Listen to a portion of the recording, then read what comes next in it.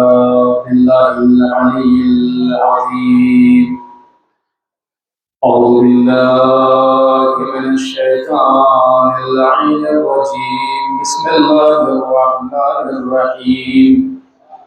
الحمد لله رب العالمين، والصلاة والسلام على رسول الثقلين جد الحسن والحسين محبوب رب المشرقين سيدنا ونبينا وحبيب قلوبنا مولانا أبي القاسم محمد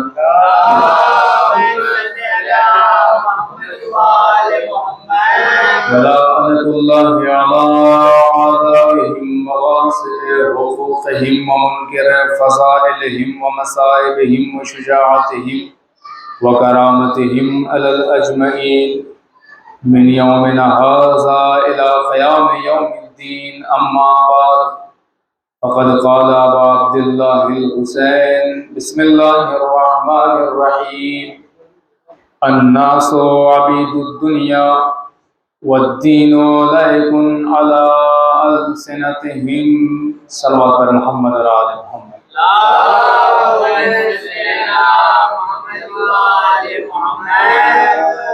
عزیزان گرامی، ماتم داران سید الشہداء، شہزادی کونین کو ان کے لال کا پلسہ لینے والوں، آج محرم کی 2 تاریخ آن پہنچی ہے، جس میں ہم سید الشہداء کا غم منانے کے لیے اس مختصر سی عبادت گاہ میں، عزا خانے میں جمع ہوئے. کل بھی میں نے تھوڑا بہت عرض کیا تھا مجلس میں شرکت کرنے کے عنوان سے، لیکن افسوس یہی ہے کہ اپنے امام بارگاہ ہونے کے بعد، اپنا عزا خانہ ہونے کے بعد، اپنی مجلس ہونے کے بعد آپ خود دیکھ رہے ہیں کہ کتنے لوگ یہاں پہ موجود ہیں. اس سے یہ پتہ چلتا ہے کہ لوگ کتنے غیر ذمہ دار ہیں. انشاءاللہ جب لوگ سب آ جائیں گے تو ایک بار پھر بولوں گا. یہ غیر ذمہ داری کی علامت ہے، اور یقین جانیے کہ جبریت کوئی چیز کی جاتی ہے تو اس کا وہ اجر و ثواب نہیں ملتا جو انسان شوق سے کرتا ہے. اچھا، آپ نے مستقل آپ نوحہ سنتے رہتے ہیں، محرم آتا ہے تو لوگ شہر چھوڑ کر کے گاؤں چلے آتے ہیں، وطن چلے آتے ہیں، اور آنا بھی چاہیے. آپ نوحے میں سنتے رہتے ہیں، تو یہ بتائیے کہ کیا صرف نوحے تک یہ چیز محدود ہے؟ یعنی لوگوں کو اس بات کا احساس ہی نہیں ہے کہ ہمارے علاقے میں بھی مجلس ہوتی ہے. دیکھیے بات بہت کڑوی ہے. میں تو یہی سوچ رہا تھا کہ کچھ لوگ آ جاتے تو بیان کرتا، کیونکہ آپ لوگ جو مستقل آتے ہیں ان کو کہنے کا کوئی فائدہ نہیں ہے، وہ تو آتے ہی آتے ہیں. مگر وہ جو نہیں آتے ہیں، وہ جس لالچ میں اس محلے کو چھوڑ کر دوسرے محلے چلے جاتے ہیں، بتائیے اس سے زندگی گزر جائے گی. کس لالچ میں جاتے ہیں دوسرے محلے؟ مجلس کرنے کے لیے جاتے ہیں. شاہ محمد پور پہنچ جاتے ہیں، مجلس کرنے کے لیے جاتے ہیں وہاں پہ. چھوٹا سا تبرک لینے کے لیے زندگی کٹ جائے گی اس سے.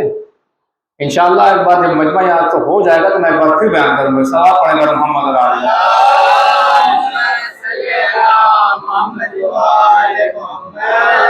جو میں نے حدیث ابھی پڑھی ہے مولا حسین کی، وہ حدیث بھی بالکل اتفاق یہ ہے. دیکھیے میں یہ سوچ کے تو نہیں آیا تھا، لیکن جو ابھی میں نے حدیث پڑھی ہے، الناس عبید الدنیا، مولا حسین کہہ رہے ہیں کہ لوگ دنیا کے غلام ہیں.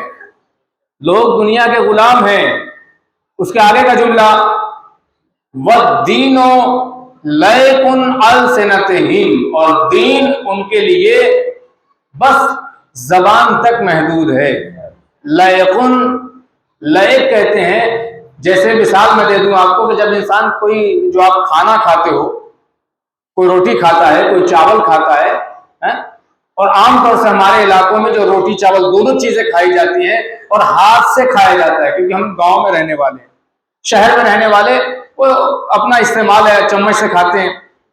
ہم کیا کرتے ہیں کہ ہم ہاتھ سے کھاتے ہیں. میں لیکن بتاؤں کہ آپ کو لیک کیا ہوتا ہے. لیکن علی السنتہم، ہم جو کھانا کھاتے ہیں اور کھانا کھانے کے بعد جو ہمارے ہاتھوں میں تھوڑی بہت جو غذا ہوتی ہے وہ لگی رہ جاتی ہے، اسے کہتے ہیں لیک. اور آپ مجھے بتائیے کہ پورا جو آپ کھانا کھانے کے بعد جو آپ کے ہاتھ میں لگا ہے اس کی کیا اوقات ہے، کیا حیثیت ہے اس کی آپ کی نگاہ میں؟ کوئی حیثیت نہیں ہے. آپ نے پورا ایک پلیٹ کھانا کھا لیا، اب آپ کے ہاتھ میں جو اس کا جوٹھا لگا ہوا ہے، بتائیے اس کی کوئی حیثیت ہے، اس کی کوئی اوقات ہے؟ تو مولا حسین فرما رہے ہیں کہ یہ دنیا، یہ انسان، الناس عبید الدنیا، لوگ دنیا کے غلام ہیں. اور دینوں لیکن علی السنتہم، اور دین ان کی زبان پہ لیک، یعنی وہ غذا جو ہم کھا لیتے ہیں اور کھانے کے بعد جو ہمارے ہاتھ میں بچی رہ جاتی ہے، وہ یعنی جو دین ہے ہم نے اتنی اہمیت بھی نہیں دی جتنی ہمارے ہاتھ میں لگی ہوئی غذا ہے. اس کے آگے کا جملہ اور سخت ہے کہ وہ جو لگا، کہا جائے کہ جو تھوڑا بہت ان کی زبان پہ دین بھی ہے، اگر ان سے ذرا سا اللہ امتحان لینا شروع کر دے تو وہ دین بھی رخصت ہو جاتا ہے. تو اب آپ سوچ لیجئے کہ کتنی اہمیت ہم نے دین کو دی ہے، کتنی اہمیت ہم نے مجالس کو دی ہے. یہ صرف دعویٰ کر لینا کہ ہم شیعہ حیدر کرار ہیں، ہم جو ہے وہ مجلس برپا کرنے والے ہیں، ہم تو مومن ہیں، ہم تو مولا کے چاہنے والے ہیں. عزیزان گرامی، زبانی دعویٰ، زبانی خرچ کچھ نہیں ہوتا. انسان کو اپنے عمل سے ثابت کرنا پڑتا ہے کہ ہم حسینی ہیں. ایک انسان کہتا رہے ہم بہت بڑے متقی ہیں، بہت بڑے پرہیزگار ہیں، ہم یہ ہیں وہ ہیں، اگر وہ مسجد میں نہ دکھائی دے تو بتائیے کہ کوئی ہے جو کہہ دے گا کہ یہ بہت بڑا مومن ہے؟ پھر ہم اعلان کرتے رہے کہ ہم بہت بڑے عبادت گزار ہیں، ہم تو بہت بڑے نمازی ہیں. بھائی آپ نماز کہاں پڑھتے ہیں؟ کچھ عمل دکھانے پڑتے ہیں، اسے دکھاوا نہیں کہا جاتا. دکھانا اس لیے پڑتا ہے تاکہ ہماری وجود سے ہماری ایکٹیویٹیز سے لوگوں میں اور حوصلہ پیدا ہو اور جذبہ پیدا ہو. ایک صلوات پڑھے گا محمد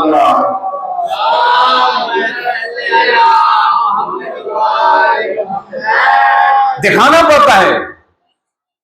اگر ہم واقعہ کربلا کو ہی لے لیں تو کربلا کا جو معرکہ ہے، جو کربلا کا واقعہ ہے، جو پورا فلسفہ ہے، یہ ہے کیا؟ یہ بھی ایک دکھاوا ہے. اگر وہ چیز سامنے نہ آئے تو کردار انسان حق و باطل کو پہچان نہیں سکتا تھا. اگر یہ حسین ابن علی کی داستان ممبروں سے بیان نہ کی جائے، یزید پلید کے جو کارنامے اور کردار ہیں اگر اسے ممبروں سے بیان نہ کیا جائے تو دنیا والے حق اور باطل کو پہچان نہیں سکتے تھے. یعنی خود کربلا کا واقعہ دیکھیے، امام حسین علیہ السلام نے جو کربلا برپا کی ہے، یہ جو کربلا کا معرکہ ہے، واقعہ ہے، قدم قدم پہ سبق ہے، درس ہے. انسان کو سیکھنے کی ضرورت ہے. اگر وہ امام حسین کی زندگی سے سیکھنا چاہے تو بہت کچھ سیکھ سکتا ہے. میں آپ کے سامنے آج جو پیش کرنا چاہ رہا ہوں، میں خلاصہ بیان کر دوں کہ یہ جو پوری داستان کربلا ہے، جو کربلا امام حسین گئے ہیں مدینہ چھوڑ کر، یہ سارا کچھ جو میٹر ہے یہ کیوں ہے؟ ایک حدیث آپ سنتے رہتے ہیں کہ امام حسین نے کہا کہ میں نانا کی امت کی اصلاح کے لیے نکل رہا ہوں. سنتے رہتے ہیں. تو اب جو مجھے پڑھنا ہے آج مختصر، بہت جلدی وہ میں خلاصہ آپ کے سامنے بیان کر دوں کہ آپ یہ سمجھیے کہ جو حسین ابن علی دین کی اصلاح کے لیے نکل رہے ہیں، اس کا مطلب ہے کہ دین میں کوئی خرابی آئی ہے. پہلے آپ یہ سمجھیے کہ یہ دین، یہ معاشرہ، یہ سماج رسول اسلام کی زندگی سے، حیات سے پہلے یہ معاشرہ کہاں تھا، اور رسول اسلام نے اس معاشرے کو اٹھا کر، اس پستی سے اٹھا کر ایک بلندی تک پہنچایا، اور پھر بعد رسول وہی معاشرہ پھر پستی میں گیا. اس کی وجہ اور اس کے اسباب کیا ہیں وہ انشاءاللہ بیان ہوں گے. ایک معاشرہ پستی میں پڑا تھا، رسول نے اسے پستی سے اٹھایا، ایک بلندی تک لے آئے، اور رسول کی حیات کے بعد یہ معاشرہ پھر اس پستی میں گیا. اور جب پھر اس پستی میں گیا تو اس معاشرے کو واپس بلندی دلانے کی ذمہ داری کس کی؟ یہ آج جو مجھے بیان کرنا ہے یہ. اب آپ سمجھیے کہ حیات پیغمبر اسلام سے پہلے یہ معاشرہ کس پستی میں پڑا ہوا تھا. بھائی اصلاح کس معاشرے کی جاتی ہے؟ کس کو سمجھایا جاتا ہے؟ جو انسان کے اندر کچھ کمی پائی جائے، جو معاشرہ بگڑا ہوا ہو. بھائی بنے بنائے لوگوں کو کون سمجھاتا ہے؟ سمجھایا اسے جاتا ہے جس کے اندر کچھ کمی ہوتی ہے. تو وہ معاشرہ حیات پیغمبر اسلام سے ذرا تصور کریے کہ وہ کس پستی میں تھا۔ ایک واقعہ ہے پیغمبر اسلام کی حیات کا کہ ایک شخص آیا، صلوات پڑھے بر محمد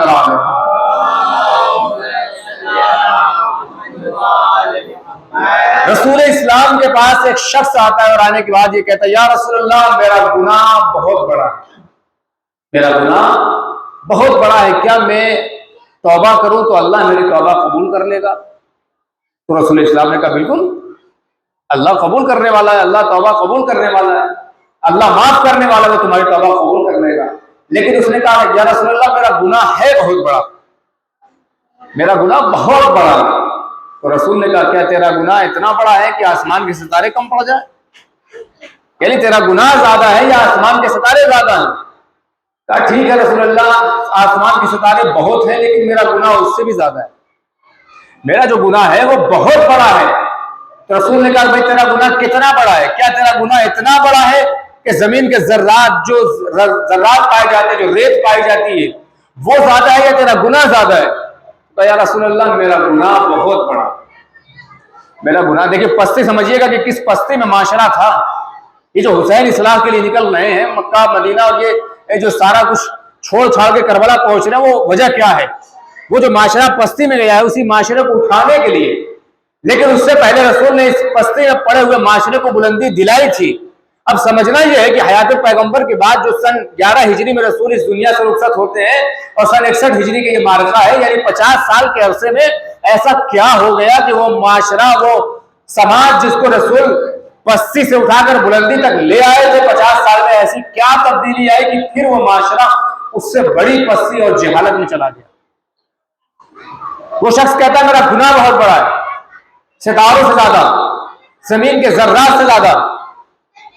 تو رسول نے کہا کہ بتا یہ بتا کہ تیرا گناہ زیادہ ہے یا اللہ کی رحمت زیادہ ہے؟ تیرا گناہ بڑا ہے یا اللہ کی رحمت؟ اب دیکھیں یہ بات ایسی ہے کہ یہاں پہ انسان خاموش ہو جاتا ہے، اس لیے کہ رحمت الہی سے بڑا کچھ بھی نہیں ہے، رحمت الہی سے بڑا کچھ بھی نہیں ہے۔ وہ یہاں خاموش ہو گیا، یا رسول اللہ اللہ کی رحمت سے بڑی کوئی شے نہیں ہے، مگر یقین جانیے کہ میرا گناہ ہے بہت بڑا۔ یہاں پہ مولا کائنات کا ایک جملہ ہے، مولا نے ارشاد فرمایا کہ دیکھو اگر تم اپنے گناہوں پر شرمندہ ہو، تمہیں لگتا ہے کہ تمہارا گناہ بہت بڑا ہے، تو میرے مولا نے ارشاد فرمایا کہ دیکھو اللہ کی رحمت اس کے غضب سے آگے آگے چلتی ہے۔ یعنی اگر انسان گنہگار ہے اور اللہ کی بارگاہ میں آ کے توبہ کر لیتا ہے تو اللہ اس کے گناہوں کو معاف کرنے والا ہے۔ ایک روایت آپ سنتے رہتے ہیں کہ اللہ نے روئے زمین پر، اللہ کے ہاں رحمت کے 100 باب، 100 دروازے ہیں رحمت کے، 100 کردار ہیں اللہ کے پاس رحمت کے۔ اس 100 کردار میں سے اللہ نے ایک کو زمین پر اتارا ہے۔ آپ یقین سے بتائیے کہ اس کائنات میں کون ایسا ہے کہ جو آپ کی ساری غلطیوں کو معاف کرتا ہے؟ کوئی ہے ایسا جو آپ کی ہر غلطی پر پردہ ڈال دیتا ہے؟ کچھ بھی ہو، کوئی بھی آپ غلطی کر لیں، آپ اس کے سامنے ہاتھ جوڑ دیجئے، وہ آپ کو معاف کر دیتا ہے۔ کون ہے ایسی ذات؟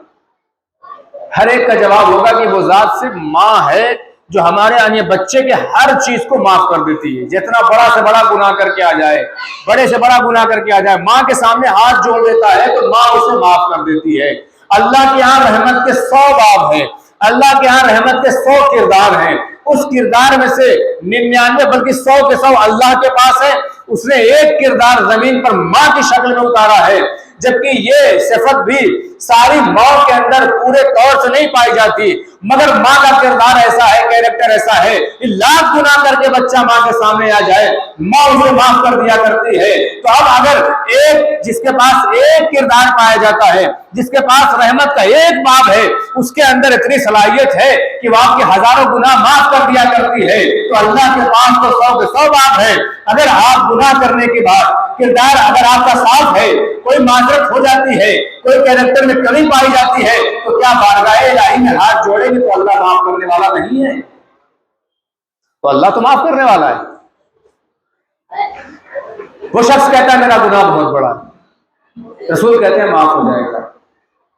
اب کردار کی پستی دیکھیے، رسول نے کہا معاف تو ہو جائے گا، پہلے یہ بتا کہ تیرا گناہ ہے کیا؟ تجھے یہ کہہ رہا ہے کہ تیرا گناہ بہت بڑا ہے، تو یہ بتا کہ تیرا گناہ کیا ہے؟ تو اس نے کہا یا رسول اللہ کچھ دن پہلے ہوا یہ کہ میں کمانے کی غرض سے اپنے گھر سے باہر گیا اور 3-4 سال تک میں گھر سے باہر رہا۔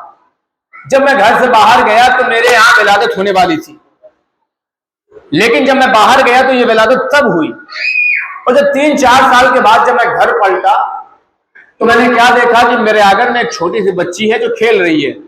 میں نے سمجھا شاید محلے میں کسی کی بچی ہوگی جو میرے یہاں کھیل رہی ہے، مگر جب رات ہوئی تو بھی وہ بچی میرے ہی گھر پہ رہی۔ تب میں نے اپنے زوجہ سے پوچھا کہ آخر یہ بچی کس کی ہے؟ تو کہا میری زوجہ نے یہ بتایا کہ جب تم سفر پہ جا رہے تھے، کمانے جا رہے تھے، تو تمہیں یاد ہوگا کہ ہمارے یہاں ولادت ہونے والی تھی۔ کہا ہاں یاد تو ہے۔ کہا یہ وہی بچی ہے، جب تم سفر پہ گئے تو یہ ہمارے یہاں پیدا ہوئی، یہ وہی بچی ہے۔ عزیزان گرامی توجہ سے سنیے گا کہ معاشرہ کس پستی میں تھا۔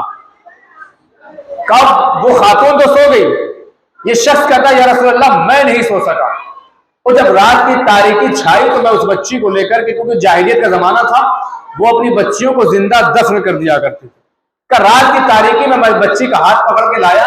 اچھا بچی اتنی معصوم ہے، ہاتھ پکڑ کے جنگل میں لایا، لانے کے بعد جب میں گڈھا کھودنے لگا تو وہ بچی بھی میرے ساتھ گڈھا کھودوانے میں میرا ساتھ دے رہی تھی، اور جب گڈھا کھود لیا تو زندہ اس بچی کو میں نے دفن کر دیا۔ بچی چلاتی رہی، بچی پکارتی رہی مجھے دفن نہ کرو، مگر مجھے رحم نہیں آنا تھا، میں نے اس بچی کو زندہ دفن کر دیا۔ یا رسول اللہ میری معافی ہو سکتی؟ اس پستی میں پڑا ہوا معاشرہ، وہ جاہلیت کا زمانہ، ایسے لوگوں کو پروردگار عالم کے رسول نے پروان چڑھایا، پرورش کی، ایسے لوگوں کو کردار سازی کی، اور کردار سازی کرتے کرتے یہاں تک لے آئے کہ اب زمانہ یہ ہو گیا کہ سب اللہ کی توحید کا اقرار کرنے لگے، رسول کی رسالت کو بھی ماننے لگے۔ اور ایک صحابی ہے خباب نام ہے، خباب ابن عبد، اب دیکھیے کس پستی میں تھا، لیکن اب رسول اللہ نے اسے کس بلندی تک پہنچایا کہ اتنی پستی میں جو زندہ دفن کر دینے والے لوگ، رسول نے رسالت کا کلمہ پڑھوایا، توحید کا کلمہ پڑھوایا، اور پڑھوانے کے بعد کردار کی بلندی یہاں تک آئی کہ اب رسول کے صحابی اور چاہنے والے ایسے تھے کہ خباب نامی صحابی تھے رسول اللہ کے، کا اتنے بڑے عاشق رسول اور اتنے بڑے اللہ کے عاشق ہو گئے کہ وہ غلام تھے، ان کا جو مالک تھا، جب اسے پتا چلا کہ یہ خباب اللہ کو چاہنے والا عاشق خدا ہے، رسول کو چاہنے والا عاشق رسول ہے، تو عزیزان گرامی کبھی آپ نے آگ کا ماتم کیا ہے؟ شعلے پہ آگ کا ماتم کیا ہے نا آپ لوگوں نے؟ اب یقین سے بتائیے گا کہ جب آگ کی جو لہر جو ہوتی ہے، اور لہر میں ہم جب قدم رکھتے ہیں تو یقین سے بتائیے گا کہ ایک قدم ہمارا کہاں ہوتا ہے، دوسرا اور تیسرے قدم میں ہم لہر پار کر جاتے ہیں۔ 10 فٹ کی لہر، 10 فٹ کے آس پاس کی لہر ہوتی ہے، اور 2-3 قدم میں ہم پار کر جاتے ہیں، یہ عالم ہوتا ہے آگ کے شعلے کا۔ مگر عاشق رسول، صحابی رسول خباب بن عبد کا ماجرا دیکھیے کہ جب وہ عاشق رسول بنا تو جو اس کا مالک تھا، کیونکہ وہ دشمن اہل بیت تھا، دشمن رسول تھا، جب اسے پتا چلا کہ اس کا غلام عاشق رسول ہے تو انگارے بچھا دیا کرتا تھا، اور انگارے بچھانے کے بعد خباب کو اسی انگارے پر لٹا دیا کرتا تھا صحابی رسول۔ اب یقین جانیے روایت کہتی ہے کہ خباب کا جسم جلتا تھا، اس کی کھال جلتی تھی، اور جو جسم کی چربی ہے وہ پگھل پگھل کے آگ پر گرتی تھی تو آگ کے شعلے اور بھڑکتے تھے۔ ایسی صورت میں وہ خباب یا رسول اللہ کا کلمہ پڑھتا تھا، یعنی وہ جو پستی میں پڑی ہوئی انسانیت تھی، جو بچیوں کو زندہ درگور کر دیا کرتے تھے، رسول نے کلمہ پڑھوا کر، اپنے کردار کا کلمہ پڑھوا کے، اپنی امانت داری کا کلمہ پڑھوا کے، خدا کی وحدانیت کا کلمہ پڑھوا کے اس لائق بنا دیا کہ شعلے پر لیٹ کر کے بھی وہ اللہ کا کلمہ پڑھتا ہے، رسول کا کلمہ پڑھتا ہے۔ کردار کی بلندی دیکھ رہے ہیں؟ لیکن وفات پیغمبر کے بعد پھر اس معاشرے کو کیا ہوا کہ پھر پستی میں چلا گیا۔ رسول کی وفات کے بعد یہی معاشرہ جو آگ پر کھڑا ہو کر کے رسول کا کلمہ پڑھ رہا، خدا کی وحدانیت کا اقرار کر رہا، رسول کی وفات کے بعد جو 50 سال کا عرصہ ہے، آخر ایسی کون سی بات ہو گئی؟ اور اگر یہ معاشرہ پستی میں گیا ہے تو کس کی ذمہ داری ہے اسے اس پستی سے نکال کر واپس بلندی پر لے آئے؟ تو بھائی یہ اسی کی ذمہ داری ہے جس نے بچپنے میں رسول سے وعدہ کیا ہو کہ یا رسول اللہ اگر آپ کے دین کو وقت پڑے گا تو حسین اپنی جان دے دے گا، مگر پستی میں پڑی ہوئی انسانیت کو بلندی کی راہ دکھائے گا۔ ایک صلوات پڑھیں گے محمد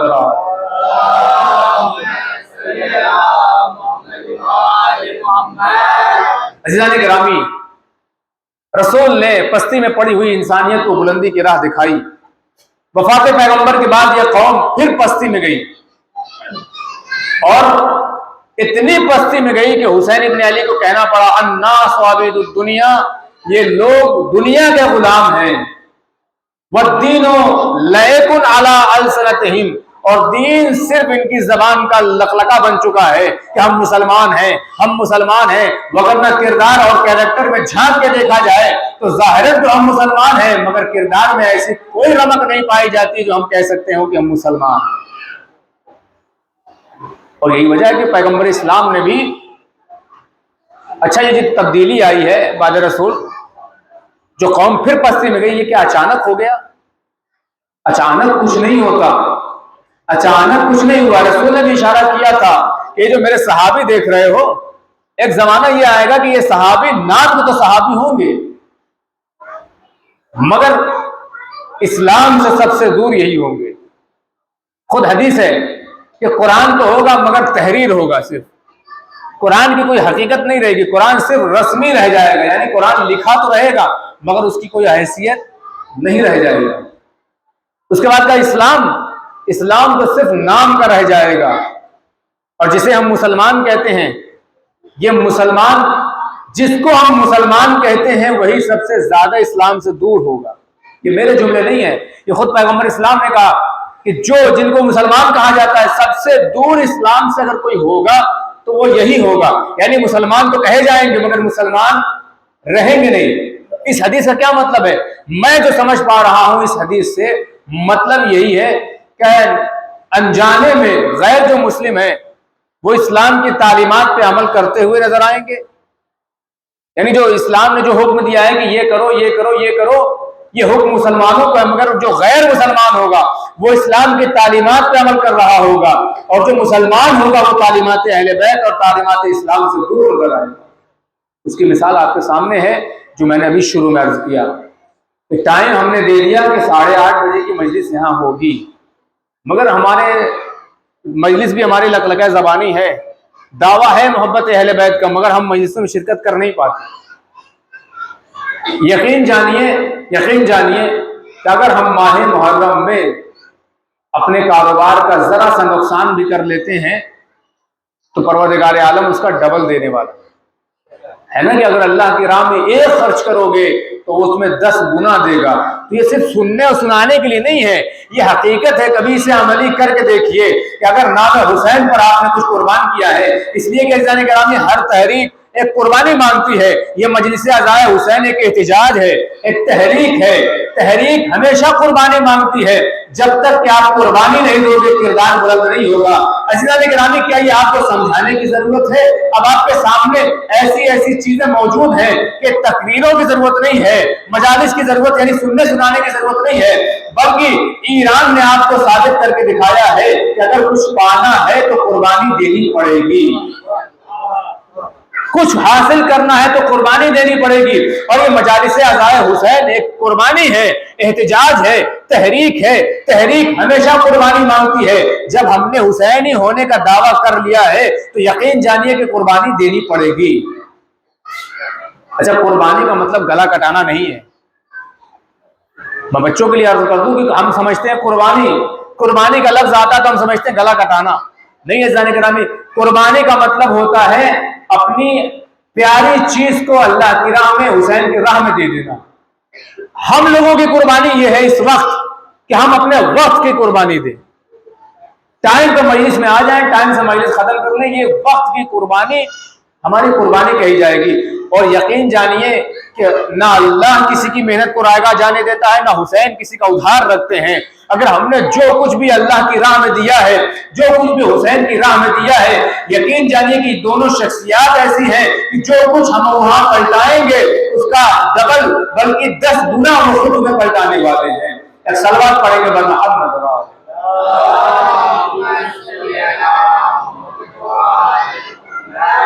گزارش یہی ہے عزیزان گرامی، گزارش یہی ہے کہ قربانی دینے کا جذبہ پیدا کریے۔